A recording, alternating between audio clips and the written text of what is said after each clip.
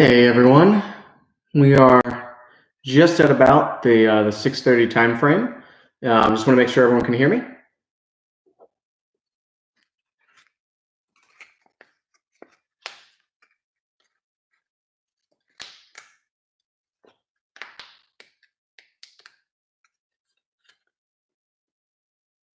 We're gonna give it. Yeah, we're at about 6:30. Okay, cool. So welcome to yet another one of our live stream sessions. I see that we got someone coming on from our St. Cloud program. That's great. Oh, thank you very much.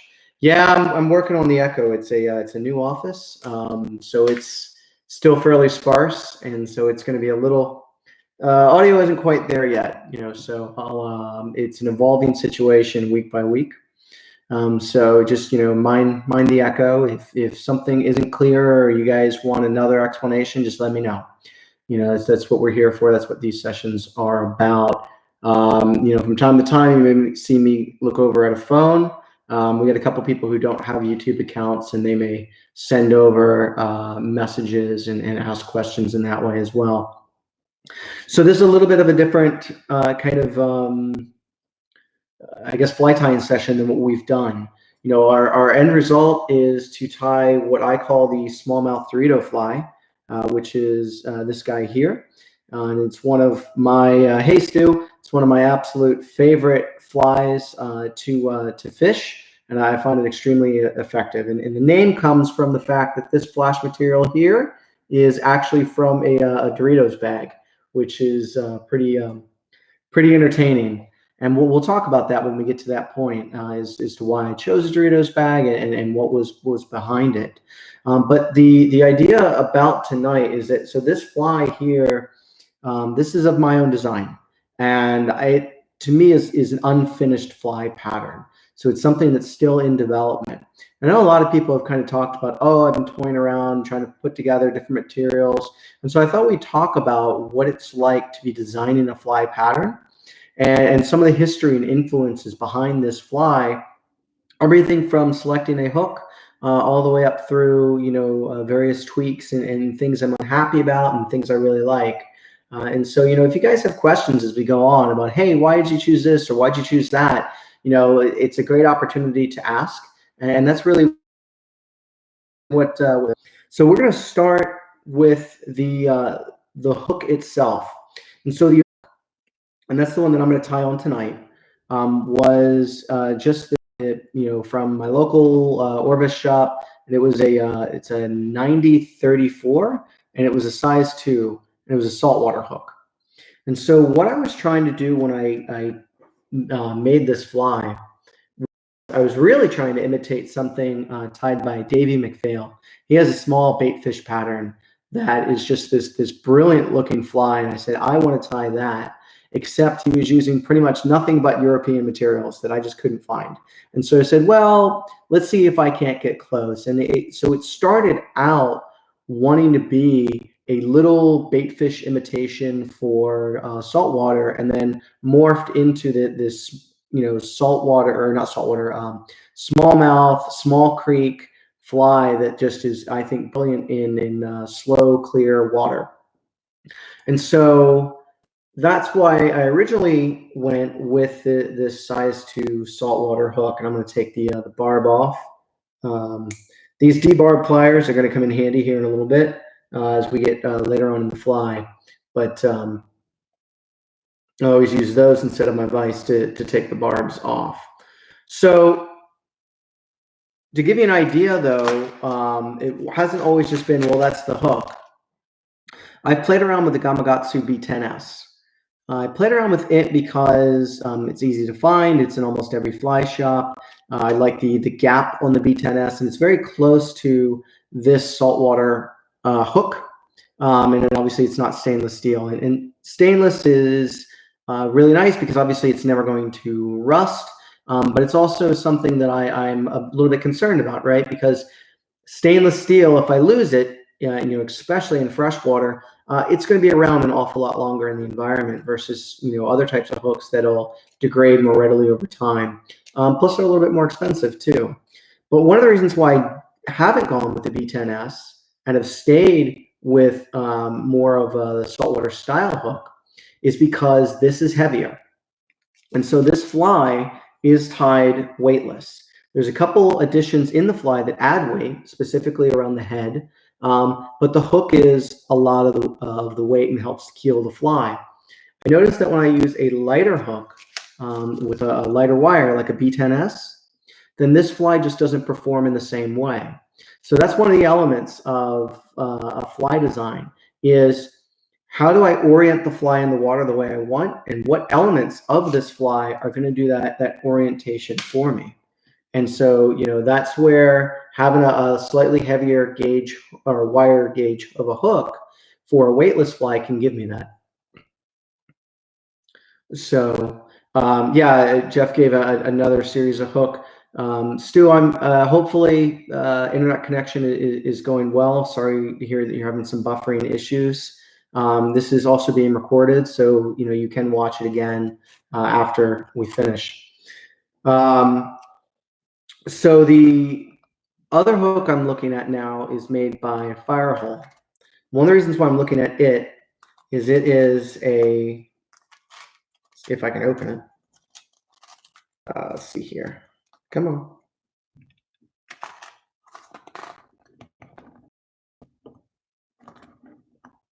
Wow. So apparently, I have not opened this box up yet. This is a barbless hook. There we go. That took way too long. So this is a natural barbless hook. I like it because the hook profile points up, so it I think gives you some of the benefits of the barb where it should hold without the drawbacks of the barb. So barb hooks require more force to insert into the mouth versus barbless, which gives less resistance. So you have greater hookup ratios with barbless, even though some people say a barbed hook will allow you to catch the fish more. The other reason why I like this hook is it is a thicker gauge. This one is a little bit bigger than the size 2, so I'm still trying to find the right size in this. But as you can tell, I'm still trying to search to see if there's a better hook that's out there. All right, so let's move on from the hooks, even though that is a really important part of any fly design. And then we're going to move into just starting to tie this fly. Now I'm tying in a white UTC 140. I wanted to keep my thread strong, but as light as possible. And when I tie this fly, I like a thread base all the way down. So I'll start from the eye of the hook, and I'm coming back. Now, this hook, very much like some of the other hooks that we mentioned, the B10S, I think Jeff talked about one of the Mustad series in the chat window. These hooks, and it's a little hard to see, have a different bend profile, where the bend almost starts before where the barb of the hook is. And so I'm just tying back until that bend portion starts. And then I'm going to go ahead and then wrap forward really up until about where that hook point is. This provides me a thread base to which to tie against to put in my first material. So barbs are for bait. They have their place, right? If I'm going out, let's say I'm going flounder fishing, and I know that I'm trying to keep that flounder, then I might keep that barb on. But anytime I'm playing catch and, or going for catch and release, or I think there's a possibility I might be catching a smaller fish, then I'm taking that barb off. Just so that it's easier to take off. And more often than not, too, I'm also taking the barbs off less for the fish and more for myself, right? If I'm fly fishing, that fly's swinging back and forth. If I end up hooking myself, it's a lot easier to take a hook off that has been debarbed. So yeah, absolutely. So this is a pearl crystal flash. Now, you don't have to use, crystal flash. You don't have to use pearl. You can use whatever color you want. But I happen to like this color. Now you notice I only have 2 strands here. And this is going to be turned into 4 strands because I'm going to end up folding it in half. And the way that I do that, right, so I've got my thread hanging down, grab my Krystal flash around and bend it. So now it's bent in half. And that actually allows me to place my thread precisely on the hook where I want it to go. And as I wrap back, then this is trapped really well and it is not going to come loose. Of course, I always pick the wrong shirt color for whatever fly I'm tying. The last time I tied, I was in a black shirt and I was tying in black. Now, of course, I got lighter materials and I have a light shirt on. So you think I would, I'd get this, down pat, but I just haven't yet, right? So I now have 4 strands of flash off the back. So when I designed this fly, I wanted it to have elements of flash in it, and this actually has very strong flash components, but it's not heavy in flash material. In fact, in general, it's tied relatively sparsely. It has a really good profile where it's thin and then wider, as most bait fish are. And so I want to make sure that I'm not putting tons of bulk on this fly because it would reduce the purpose. I wanted something that I could cast with a 4-weight rod and be able to cast well and be able to cast accurate. But I also wanted something that would imitate, the types of bait fish that we see, especially in the Mid-Atlantic region, when going out and fishing for smallmouth. So that's why we're keeping the number of strands of flash down. Now, the next part about this is we're going to be putting on 2 hackle feathers. Again, all I was looking for are 2 feathers that were close to the same length and same shape. So when I put these feathers up against one another, you see they're about the same length and they have a similar curvature to them, so that when they're held together, they almost look like one unit. And that's the idea of this, is I'm going to have 2 feathers, one on each side of the hook, that should at the end look very similar to a single feather, just like we kind of see here. All right, so I'm going to size 1 feather first to the length of the fly that I want, and then the second feather I'm going to size to my first.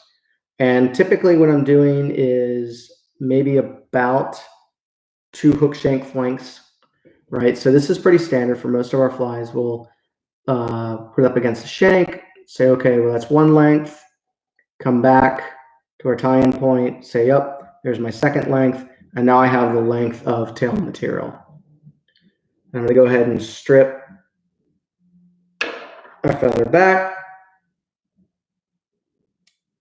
and that allows me to, I'll go ahead and I'll cut and show you.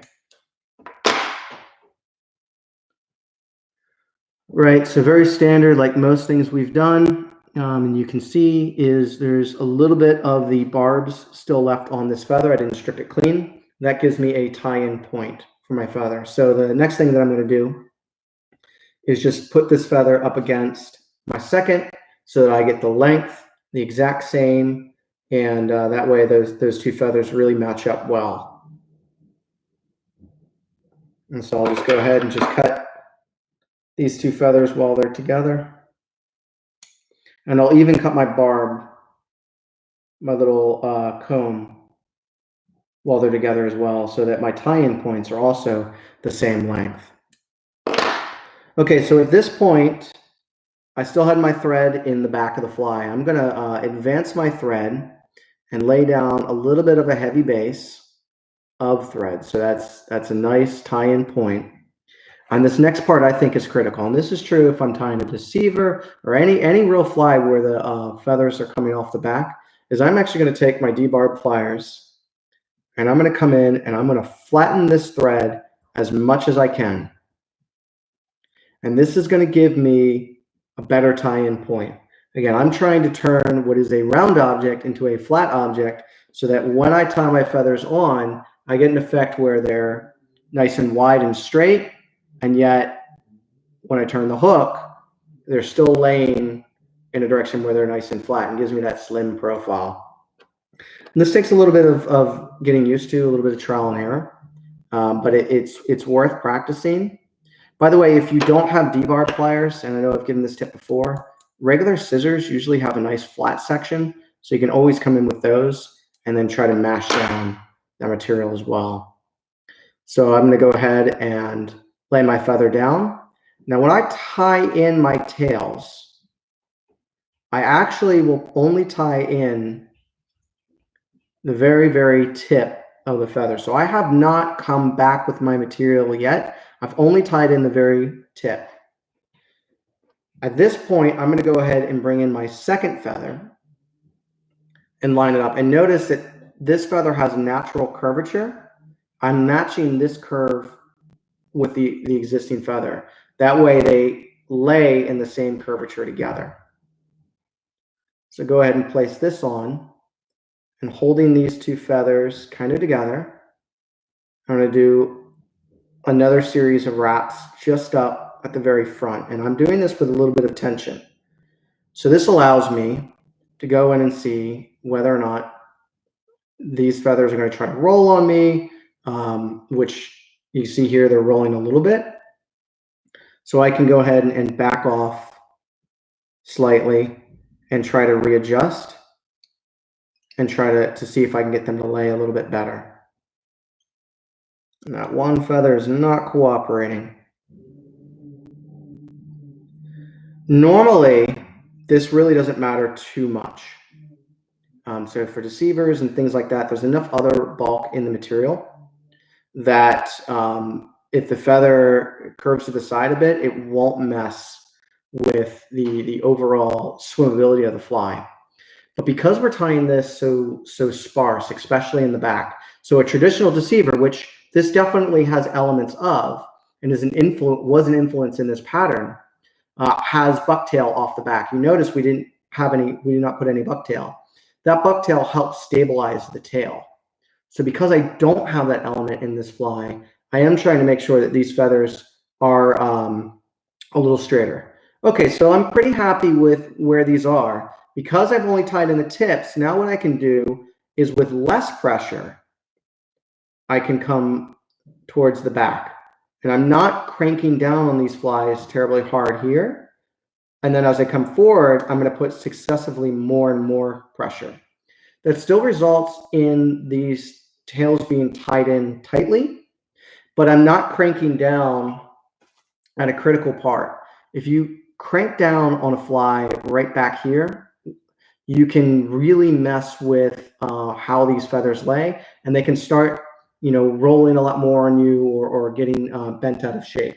And so, this is just something that I've learned over time, so that I have tails that are more in line manually as well, if you have to do any types of adjustment. So at this point that I like to trim my tail material. So I have just a little bit too long. So I'll come, this is that pearl crystal flash, come back, maybe about 1/4 inch to 1/2 inch at most from the end of the feathers, and I just trim that off. And that results in a flash that just extends a little beyond the tail of the fly. So now I'll take my thread and I move it back just before where the tying point for the feathers ends. So now I'm ready to bring in what I think is still the most, we have a question from Stu. Is it important to have the two feathers curving the same way, or do they have to be placed opposite of each other? No, we want them together, right? So I don't know if you can see this, so take off my hat so it's a lot easier. These are kind of where they're acting as one. So unlike a frog fly that we tied the other week, where they splay out, these are acting as a single feather off the back. We tie two feathers just to give it more bulk and to give it a little bit of a better profile and shape. But that's a good question, Stu. Okay, so we're at what I consider to be the most controversial part for me of my fly. Controversial as in the one element that I'm not sure whether or not I need, but I like it. And so I'm still trying to figure it out. So like I said, this is all about talking about how we're doing a fly designing process and some of the trial and error.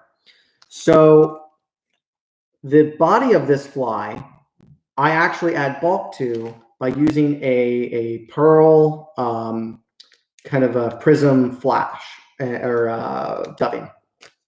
And so I'll show you how I put this on, and then I'll talk about what I like about it and what I don't like about it. So all I'm doing is just taking a decent sized healthy pinch, just like any type of dubbing that we put on. In this case, I don't use dubbing wax. I just wet my finger and then start working my material on. This this kind of pearl prism flash or dubbing is not the easiest to work with. And so I constantly wet my fingers to form that dubbing noodle, to make that dubbing noodle as tight as I can get it. This is definitely something that you want to take some time to dub on correctly, or it can be a little bit of a pain. And so I got it tight enough the way I want. So I'm going to just start wrapping in the back until it catches. And now I'll start wrapping forward. Every few wraps, I'll actually come back in and retighten because there's a tendency to want to start to loosen on you. And I'm going to come up, and I'll need a little bit more. What I want to do is come up to about almost to where I would tie in dumbbell eyes if this were a clouser, if that makes sense. So Jeff asked a great question, and this is actually one of the things that I've been debating about doing. So he's asked, have I ever tried doing a dubbing loop on this fly? And the answer is yes. And so for those of you who may not be familiar, and I'm just going to finish out doing this in the traditional way that I've been tying, a dubbing loop is a way that you kind of change from where you get this thinner, neater profile dubbing noodle to almost like a brush. And so what that brush is going to do in a dubbing noodle is result in, so you see how this right now, let me give you a really good contrast. See how that body of this fly is very nice and neat and tidy? That's great for certain applications. Think of dry flies, things like that. But when we look at a finished fly of this this type, you notice you don't see the flash poking through. You see a little bit of the dubbing in here, but it's not very visible. Over time, especially as you catch fish, and this is a very durable fly. I've caught 100 fish on one fly before I finally had to retire it. Then that dubbing starts to work its way out. And so what Jeff's asking about is, if I were to form a dubbing loop, would that make this bushier and therefore more visible? And I think he's right. It's one of the things that I've been going back and forth on. Do I want to do the dubbing loop? It takes a little bit more time. It can take a little bit more material, but it can result in, kind of I think a better looking body. Or do I want to continue to keep it slim, and then over time it works its way to where I want? The other thing you can do is use a toothbrush. This is an old toothbrush, and you can actually tease out all of these little fibers and make this a lot bushier. So make my tail more rolly. And so now you see that difference, how it's a lot more bushy.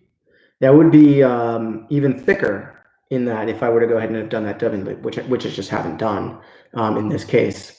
So I'm still going back and forth on that. And we'll see that, because with this one, I didn't tease out the fibers. And then we'll see when we finish if we see that much of a difference. But one reason why I haven't ditched doing this dubbing altogether is because what this does is it sets up the front elements of this fly so that I get a nicer profile shape when I look down the fly.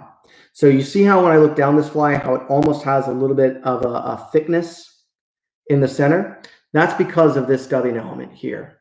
And so I don't want to get rid of that. Even though I'm not necessarily certain that I like this part, I don't want to get rid of it because it's given me a profile and an action that I'm looking for with the way that it darts through the water. And this helps create a fly that is a little bit more hydrodynamic. And so that when you strip it through the water, it will actually twitch a little bit side to side. Not as much as, say, like a CK bait fish or something that has lots of bulk in the head, but it will actually give it a swimming action. And I know that this dubbing is part of that by giving that body some volume. So our next part is what I think is the most interesting part of tying this fly and where this fly gets its name from. And that is the Dorito bag, right? So this is a bag of Doritos, not sponsored. And there's a story behind why I chose to do this. And it's you know, we're in the Charlottesville program, and it's a very Charlottesville oriented story. So the great Chuck Kraft tied a fly that, you know, is just famous all over, and that's the Krelex. And if you've ever tied a Krelex, it's just made of this Krennic material that's super unruly to work with, but has incredible flash, incredible stiffness. And so, and I talked to Chuck about this one time. I said, Chuck, I heard this story. Is it true? And he absolutely, you know, verified it. So they went down to Patagonia, and he was, you know, testing the Krelex pattern. And so they absolutely tore up trout down there. So much so that all of their Krelex flies were either lost or destroyed, and were, you know, they basically ran out. And so they were, you know, didn't have any Krennic with them, the Time War flies, but one of the Time War. So in a moment of brilliance, Chuck goes out to the store and buys some potato chip bags, and then proceeds to cut them up very thin and uses that in place of Krennic to tie more Krelex flies. You see, Chuck realized that inside of most snack bags, there's a very shiny Mylar type material. So now I get this contrasting color. In this case of Dorito, I have red, and then on the inside, I have this really shiny Mylar silver. And so,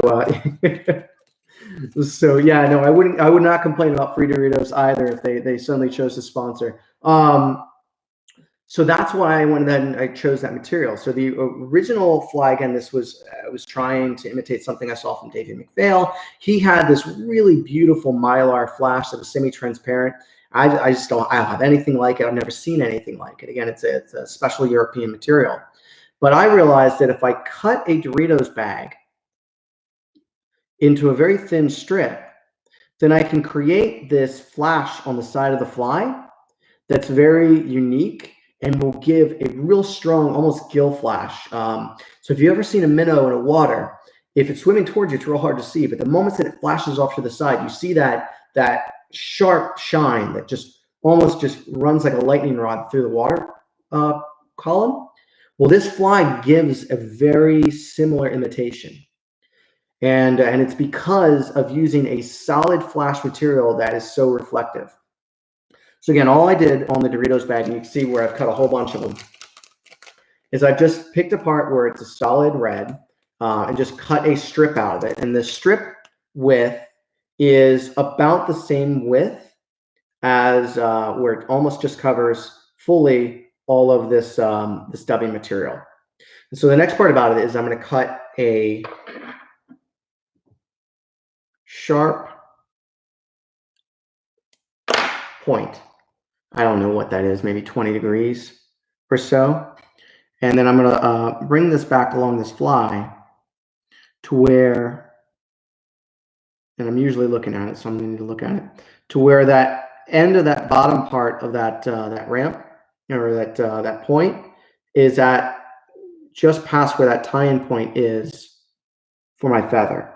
So you see that? This part down here is right at that tie-in point. And that's how I know I have it far enough. Now, I've experimented moving this farther forward, farther back, and seeing what that does. This tends to result in a fly that has enough flash that it's giving me the look I want, while not being so long as to be obnoxious. And I'll explain that here in just a minute. So if you notice, by the way, while I was talking, I put that material on, I did a single wrap, and then I unwrap. And what that does is it kind of crinkles up my Dorito material and lets me know exactly where I need to cut it. So I cut about 1/8 of an inch in front of that crinkle, and that gives me a perfect tie-in point where I can go ahead and put this in and then tie forward, and it lays exactly as I want. So this material, when you cast it, it'll flutter through the air. This fly has a very unique sound. It just goes vroom, vroom, as it's going back and forth, because this Dorito bag will actually flap. So if it's too long, that gets incredibly obnoxious and starts making the fly less castable. But if it's too short, when I put all of the other elements on, So we'll talk about this right here in just a minute. It becomes where there's just not enough flash that the fly gives, and it's not as productive. And I have experimented on length, and that's where I've said, okay, this is easy to remember, so that I can reproduce it, because I wanted something that's reproducible when I go to tie on the bench, and it's giving me the desired behavior that I want. So I'm going to go ahead and I'm going to tie the Dorito bag on the other side. And don't make the mistake that I've done multiple times. Like I'll take both strips and I'll cut the angle the same way. So when you do it wrong, and you say, oh yeah, see, that looks right. And when you flip the fly over, now it's upside down. And so it's the wrong angle. So you have to remember to cut one opposite, of the other. Okay.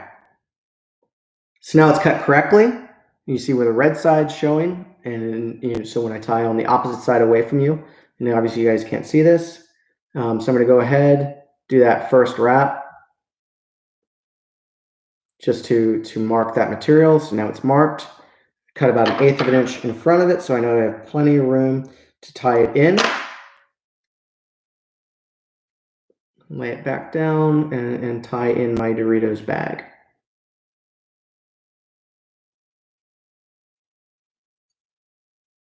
So that's nice and secure. So now I have in that strong flash. Okay, so let's talk about how and why I went with this red. And what that is bucktail, as a red bucktail. You notice that my bucktail over time, as it gets shorter, I just cut off the excess material. So I wanted a really strong red gill, and I wanted that to be prevalent, right? I almost wanted to look like a wounded bait fish as this goes by. Because the way I fish this fly is I will cast either straight across the current, or I will cast quarter downstream. And then I will strip it towards me in maybe 3 to 6 inch strips. Strip, strip, pause, strip, strip, pause. So as it's coming across, it's working its way. So if my river is flowing here, right, and it's going, current's going this way, as the fly works its way across, it's going to slowly work its way downstream. Look like a bait fish struggling to get across the water. Drives a smallmouth crazy. So I wanted that red gill, but I didn't have a solid red material that I could use. And so when we look at bucktail, we see that bucktail on one end is thin and sparse, and yet on the other end is a lot thicker and more solid. So I said, well, what if I tie, instead of where, like we always do, where the tips are pointed down, what if I tie where the butt is pointed down? What will that result in? Well, that resulted in a fly that looked almost like it had a solid red material. And so that's how this is tied. So this bucktail is tied in what many people consider to be backwards. Which is kind of different and fun. And so I'll take just a very, very small amount. This is like, I don't know, 1/4 of a pencil in diameter. Just a very small amount of bucktail. And then I will actually flip it around and orient it so that the butt ends are sticking backwards, and pull out any short fibers that I may have. And the other part that I'm doing is looking to make sure that it's not too wide. I want something that just covers that length of the Dorito. And now as far as how far back it's going to go, we see where that hook point is? That's what I'm using from a logical perspective. I want my hook point to be where these butt ends end. So I got it in about the right position where I want it. I'll come in and do a loose wrap, and then pull upwards, put about another wrap to secure it. And then I'm actually going to grab this bundle, and I'm actually going to trim it. The reason why I do this is that way I can have one set of fibers used for both sides of the fly. So I'll come in here, trim that out. So now I have the next bundle, just flip it around in my hands, and then I'll tie this on the other side as well.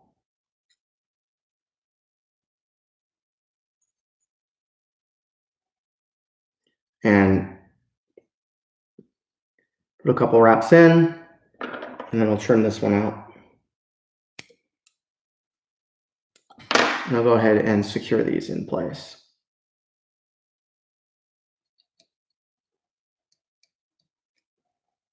And wrap back.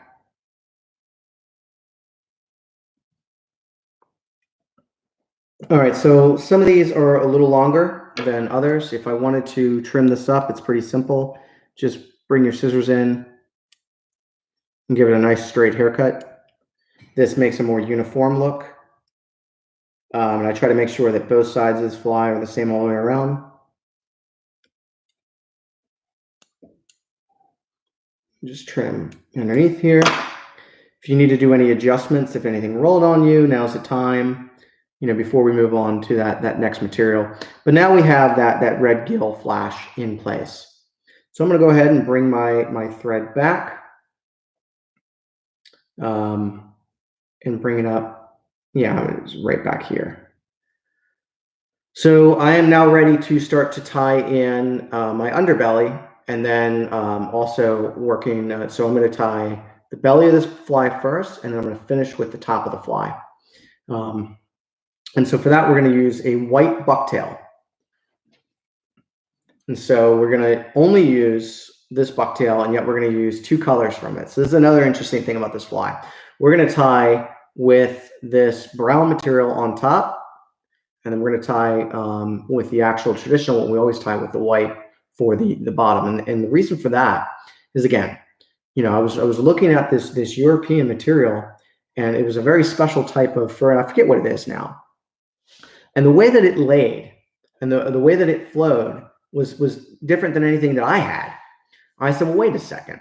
The top part of a bucktail, even though it's still deer hair, is so much softer and behaves so much more different in the water that I wonder if that'll give me a distinctive look and feel to the fly, where it won't be as stiff, that it'll actually kind of flow onto the fly a little bit better. And so the belly of this fly is very stiff, while the top of this is so much softer that it actually, when it gets in the water, really helps curve down and hug the fly, and it gives it this almost top shape that performs very, very well. So that's why I went ahead and I went with that material. It's also a really nice way to make sure that you're using the entirety of a bucktail. We typically don't use any of this. In fact, some people, I'm sure Jeff, just like I have, if I say, well, this is going to be a musky bucktail, we'll actually go through and cut all of this top material off so that all we're left with is the traditional, white or colored or whatever it is. But I happen to always make sure I have a few where I have this natural color. Now, as far as color variations, I have tried this fly in greens and other color patterns, and I have to tell you, the white or the brown over white tends to outperform everything. So I'm only grabbing a small amount of white bucktail, maybe twice as much as we grabbed for the gills. And I'm going to take it, pull any shorts out. And then the other thing I'm going to do is hand stack. So you may hear people talk about hand stacking. What we're going to do is, most of these fibers are ending here, but some of these are incredibly long. So if I actually grab the long ones and carefully pull those out, what I can do then is bring the bundle back together. And now I've, by hand shaped this bundle of hair. So you see Jeff saying he just cuts around. He doesn't actually go through and cut off all this material. I have a bucktail somewhere around here that I could show you where I've actually taken the time to do it versus just cutting around. But, everyone organizes the materials differently. Okay, so I've hand stacked my belly, or the bottom hair, which is my white. And now I want it to be where it comes back about 3/4 the length of my tail. So it's actually coming to about here. So that's where I know, okay, yep, I got my tie-in point. I'm actually going to invert my vise just so that this is easier for me to measure. Get it in position where I want it. Okay, that's good. I'm going to go ahead and trim it now, just so I don't have to later on. Bring that down at an angle. Go ahead and start tying in. By tying that bucktail in at an angle, see how it's swooping back? That's how we get that profile where it's fat yet thin, right? So this is trying to do this one-handed, fat fly versus thin profile. And that's by tying bucktail in at an angle. All right, so let me go ahead and start working my way back, real careful. And just like before, I'm actually tying with less pressure back here versus the head of the fly. As I come forward, I'm tying with greater and greater pressure. Make sure that the material is tied in nice and tight, but also so that it doesn't flare out. Again, keeping that profile shape in place. Okay, so like I said, we're going to tie the belly of this fly first, and then we're going to move over to the top of the fly. So the other element of the belly is I like to do a even more red. So, you know, we have our red on the outside, but the belly of it, a little hard to see on this webcam, is a red crinkle flash.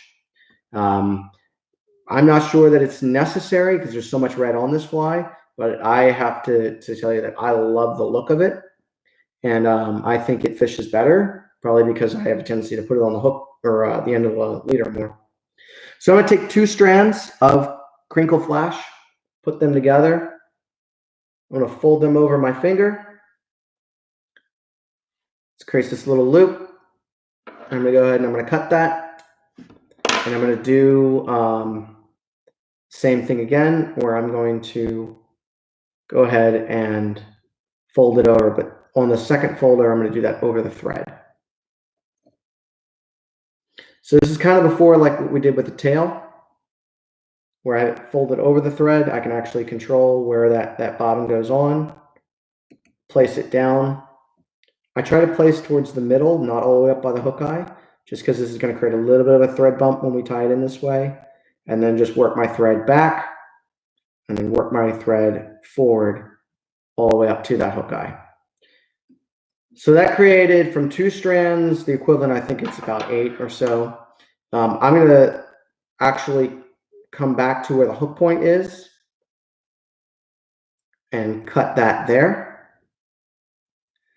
So now I have the belly of my fly finished, a little bit of extra flash material in there, so I can turn everything over and I'm ready to tie in the top. So like I said, we're actually going to tie a little oddly with the brown side of the bucktail. And this stuff is a mess to work with. I really like the way that it flows in the water. I think it's a big part of the success of this fly. But as far as material management, I haven't yet figured out a good way. So I just grab a big chunk of it, I literally come in with my scissors and cut that as close down as I can. And the top side of a bucktail is full of loose fibers. So I will grab this back towards the end and strip out massive amounts of material. This is, you know, just get used to knowing that there's going to be lots of little fibers in there. So grab more than you need. And the end result of all this, after taking out multiple things, is an amount that's very similar, maybe a little bit more than what we have in that bottom. So I'm going to go ahead and I'm going to hand stack again because I know I have some shorter material. So I'm going to pull that section out, align the tips. And so now I have, looking back here, about as much as I want. So it's about as much if I flare hard between my fingers, where it almost equals and will end up doubling the size of the width of the fly. And this, again, I'm trying to get this to be about the same length as my my bottom tail material. So coming back about 3/4 the length. Grab that material. I've got that measured out. I'm going to go ahead and cut this where I'm just having a small amount exposed. Bring it down at an angle. and start securing in and working my way back. And again, towards the back here, I'm not cinching too tightly or this will flare. And then I'm putting higher pressure as I get up towards the head of the fly. I'm going to try to make this into just working my thread up and back to where I smooth out. I had a little bit of a material bump this time. And the other thing that this does is creates a lot more volume on the front end of this fly, which is good because we're going to put in eyes next. And so I actually want enough material up here where I've got an attachment point for eyes. Okay, so that's all the elements tied in that I want to tie in. So I'm ready to go ahead and finish off the fly. I like the whip finish. You can do what, if you just want to do half hitches or what have you. I just happen to think that the whip finisher makes it more secure. So put that in. Then I'll always pull tight. Now, the next part about this is I know what I want to do next is put on eyes.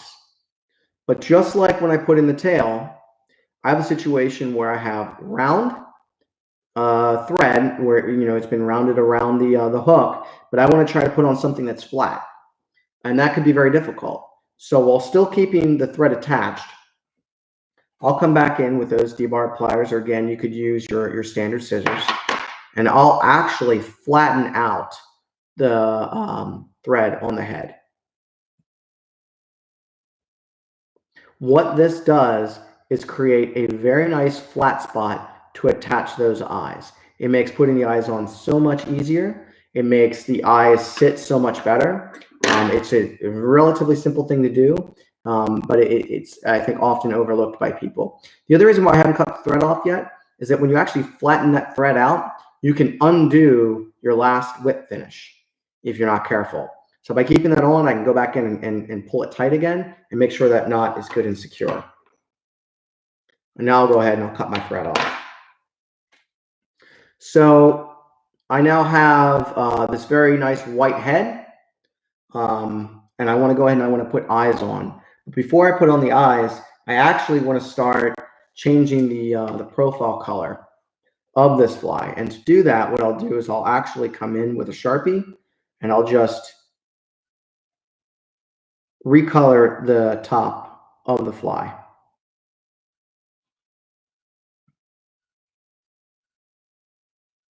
So I don't want to go any more than where the color comes halfway down. In fact, I like to keep it up on top. The other thing that I'll do is I'll actually take this brown hair and I'll take my Sharpie and working on both sides, I'll put in a barred body.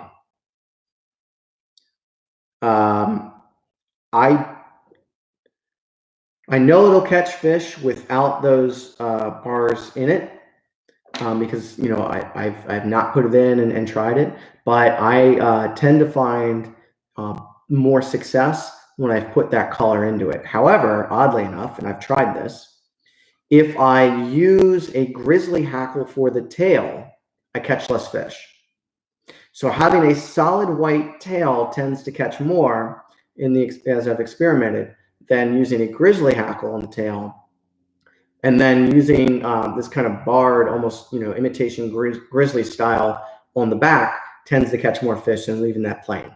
So this is all part of that trial and error process.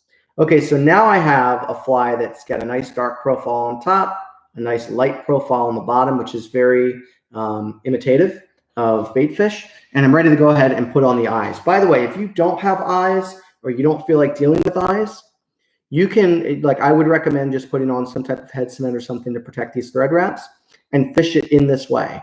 I've tried that myself and it works.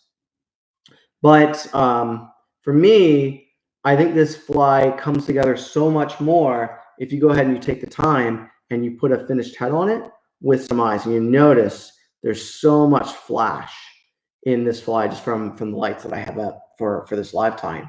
So let's talk about how I've achieved that. And let's talk about eyes in general. So I've got all my current fly tying eyes on my bench.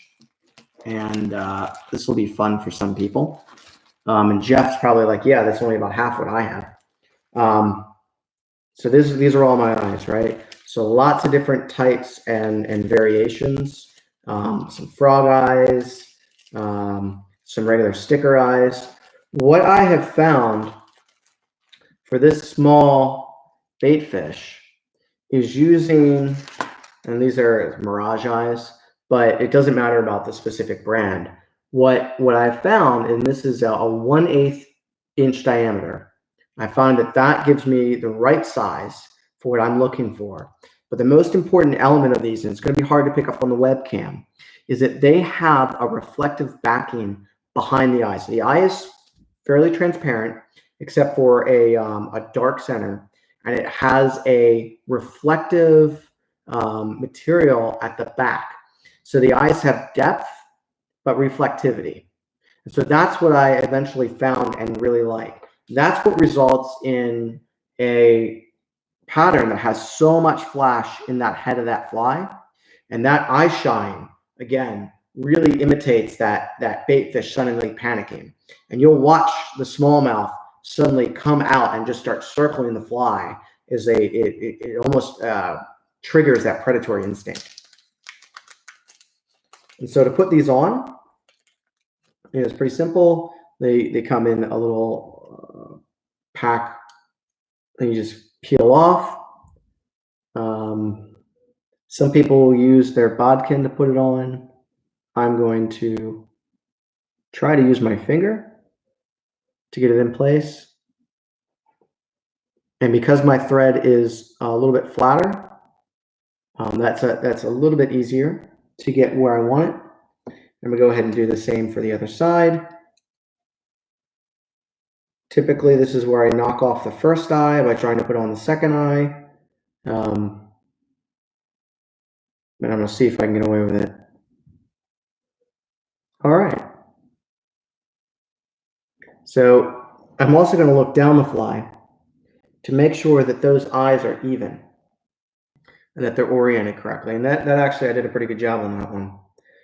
So now I'm going to leverage, and you could use, there's a lot of different ways to finish off a fly. But anytime that I'm putting on sticker eyes, I like to build a little, so Jeff's saying he never puts eyes on, and some people don't. So, we'll talk a little bit of different in ideology and fly tying and design when I finish this part out. Jeff, don't let me forget about that, because I think it's important when we talk about designing a fly, why certain flies are designed the way that they are. So I'm going to use a UV glue. This is a thick. It provides more of an ability to shape the head of the fly. So I'm going to go ahead and just use this to fill in those gaps up there between the eyes. And I'm going to go ahead and get my UV light together and just shine this on. This needs about 15 to 20 seconds at most to really cure. I'm not going to worry about doing a full cure at this time, just because I needed it to set enough so that I can move on to where I can rotate the fly and then put the UV glue on the other side. So we're going to go ahead and do that now. Again, just looking to fill in those gaps.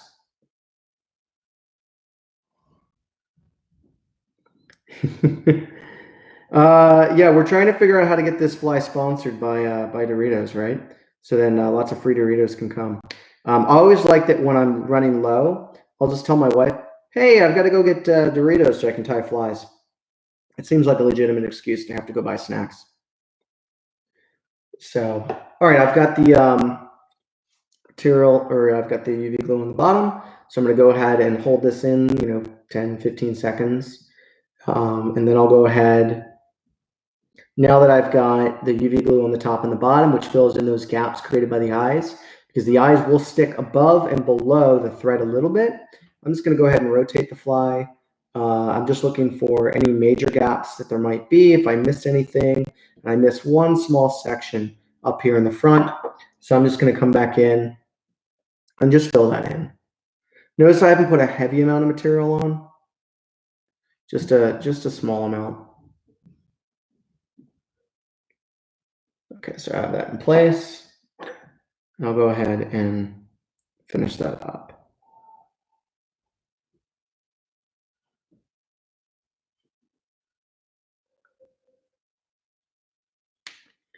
All right, so the last thing that I'm going to do is put on a little bit of high gloss head cement. It can be any brand that you want. It can be from any source that you want. Some people use the Sally Hansen's, hard as nails.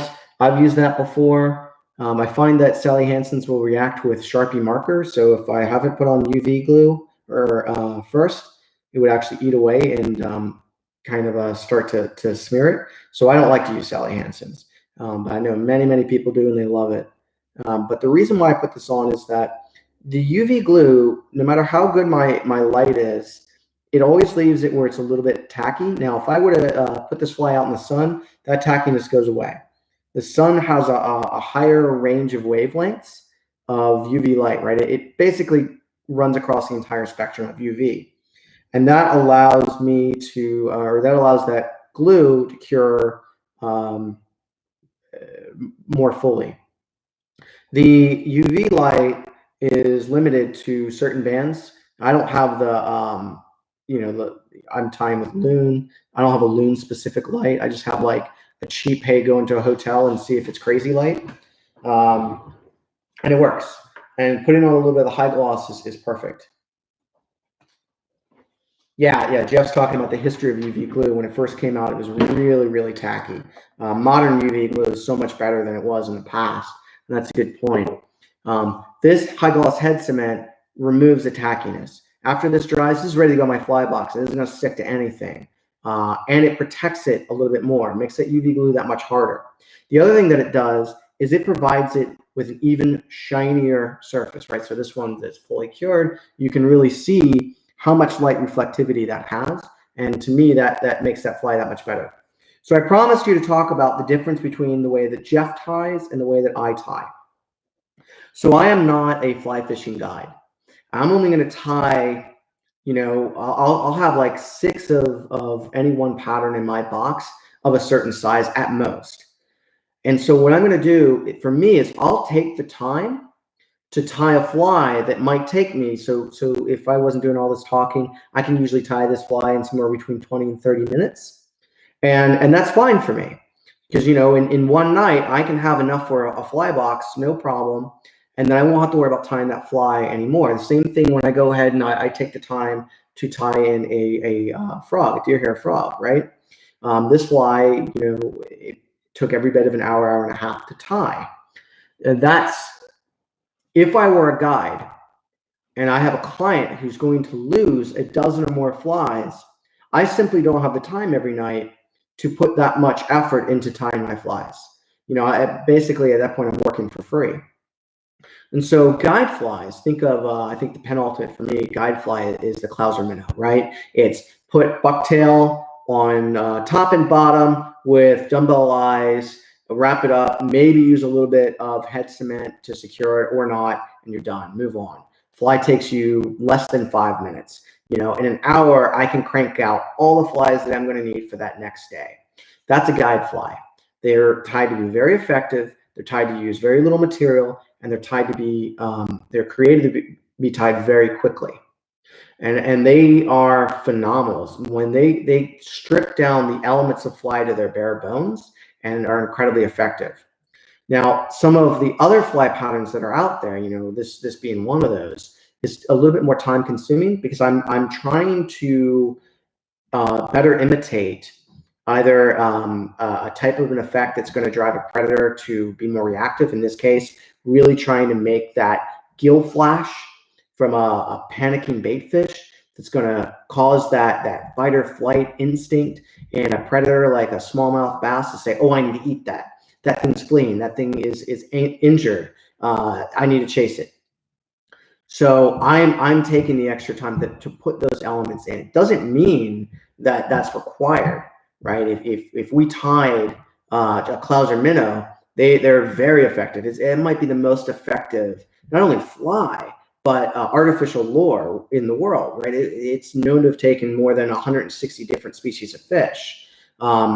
But that's why you'll hear Jeff talking about, oh, I don't tie with eyes, because those eyes will add in an extra couple of minutes into that fly tying process. That may not seem like a big deal for someone like me, who I'm only going to be tying, half a dozen flies of any one type. But if you're someone who's going to sit down to tie 10,000 flies, if you're a commercial fly tyer, or you're going to be tying, like I said, 20 or 30 flies to have to replace what that client lost, that's a big deal. And so if it's only going to make that fly 5 or 10 or 15% more effective, you may not do it. So that's another thing to think about when you're designing your own fly is, how long do you want this fly to take when you tie it? And can you take shortcuts in order to save material, to save cost, and to save time? And if so, is that something that you want to do? And so anyway, there's things to think about when you create your own. So I appreciate it. This was a lot more talking than it was tying. Hopefully you still learned a couple techniques along the way, and you really kind of understood what it's like to think through a fly pattern, and to kind of think about things that you may want to change and as you go out on the water. So when I fish this, and if I see this not fishing a certain way, I'll ask myself, what can I change about that fly to make it look more like that crippled, fleeing bait fish? So unless there's any other questions, I'm going to say thank you guys so much for joining me. Hope you had a good time. Let me know how it goes if you try to tie this fly pattern, or let me know how it goes if you want to say, oh, maybe I'll try to make my own imitation, and feel free to share those with us. And those of you who joined us from outside of the Charlottesville program, thank you. You're welcome every week. We tie every Tuesday night starting at 6:30 p.m. Eastern.